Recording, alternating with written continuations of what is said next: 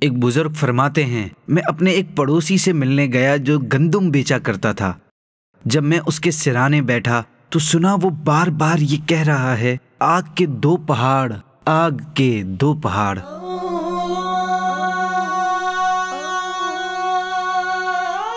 جب میں نے اس کے بھائی سے اس بارے میں پوچھا تو وہ بولا، اس کے پاس 2 پیمانے تھے، جب یہ کسی سے گندم خریدتا تو اسے بڑے پیمانے سے ناپتا، اور جب کسی کو بیچتا تو چھوٹے پیمانے سے ناپتا۔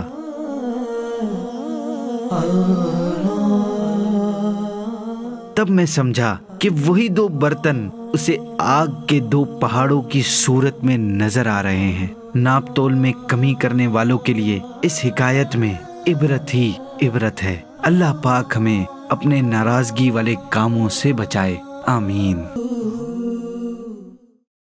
اسی طرح کی اسلامک اینڈ انفارمیٹیو ویڈیوز کے لیے دعوت اسلامی کا یوٹیوب چینل سبسکرائب کریں اور بیل آئیکن پر بھی کلک کریں۔